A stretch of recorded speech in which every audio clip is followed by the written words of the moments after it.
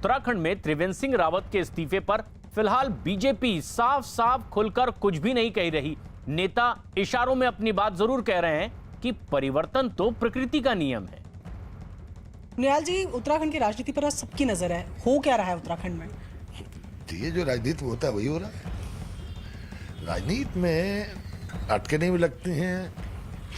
राजनीति में पर्यवेक्षक का आना कोई असाधारण बात नहीं होती, और राजनीति में नाराजगी होनी और फिर नाराजगी दूर होना, ये भी एक राजनीति की निरंतर प्रक्रिया है। तो क्या माना जाए कि ये जो आप कह रहे हैं कि अचानक नहीं होती हैं सारी तमाम चीज़ें, तो ये कहीं ना कहीं जो सीएम सीट की बात हो रही है, परिवर्तन की तरफ देख रहे हैं?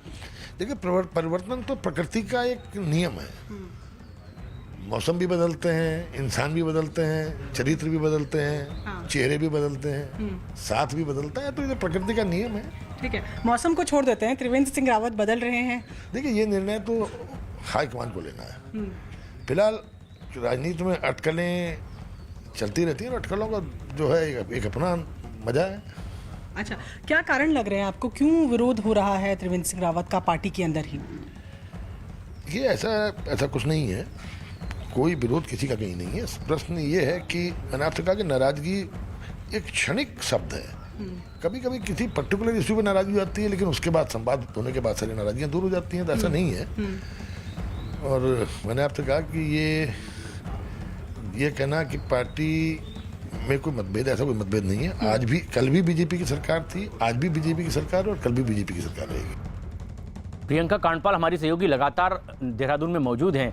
प्रियंका, ये फिलोसफिकल आंसर दे रहे हैं बीजेपी के नेता, अचानक दार्शनिक हो गए, खुलकर कुछ भी नहीं कह रहे हैं, प्रकृति का नियम बता रहे हैं परिवर्तन को। लेकिन बड़ी बात यह है कि ये तस्वीर पूरी तरह से किस तरह से साफ होने वाली है अगले ही कुछ मिनटों में या घंटों के भीतर?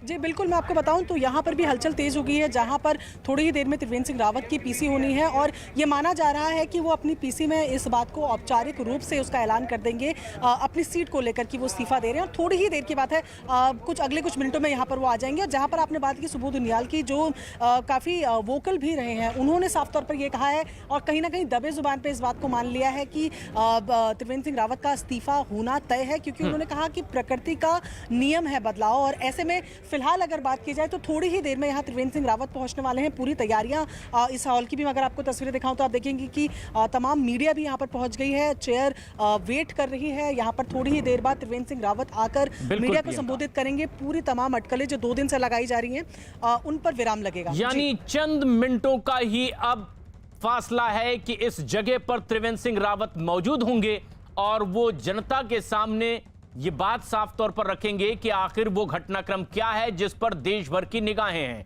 लेकिन दिल्ली पर भी सबकी निगाहें हैं। विक्रांत यादव हमारे सहयोगी लगातार हमारे साथ बने हुए हैं। विक्रांत, क्यों आखिर दिल्ली में ये फैसला करना पड़ा कि मुख्यमंत्री का चेहरा बदल दिया जाए? ये नौबत आखिर क्यों आई? चुनावी साल है, उत्तराखंड में बीजेपी ने एक बड़े बहुमत के साथ सरकार बनाई थी। पिछले विधानसभा चुनाव में 70 में से 57 सीटें बीजेपी ने जीती थी। लेकिन पिछले कुछ समय से जिस तरीके से मुख्यमंत्री की कार्यशैली को लेकर के कुछ विधायक दबी जुबान से शिकायत करते थे, आला कमान तक भी वो बात पहुंची। उन लोगों ने, विधायकों ने और मंत्रियों ने अपनी बात यहाँ तक भी पहुँचाई, आला कमान तक। और जो एक खास शिकायत थी उसमें यह था कि विधायकों के साथ बातचीत, विचार विमर्श कम होता है, और जो भी फैसले होते हैं वो सामूहिक होने चाहिए, उस तरीके की बात नहीं आती। तो कई ऐसी चीजें थी, संगठन को भी ऐसा लगा, आलाकमान को भी ऐसा लगा कि इस साल में अगर मुख्यमंत्री नहीं बदला, तो आपको याद होगा कि झारखंड में भी मुख्यमंत्री को लेकर के इसी तरीके की शिकायत आती थी। लेकिन उस समय बीजेपी ने रघुवर दास के चेहरे पर ही आगे बढ़ने का फैसला लिया था और विधायकों की नाराजगी को नजरअंदाज कर दिया था। उसका खामियाजा पार्टी को नतीजों में दिखाई दिया। और इस बार जो केंद्रीय पर्यवेक्षक इसीलिए तुरंत भेजे गए, 2 केंद्रीय पर्यवेक्षक गए जो शनिवार को गए, रमन सिंह और दुष्यंत गौतम। उन्होंने आकर के अपनी रिपोर्ट दी, तमाम विधायकों से, मंत्रियों से,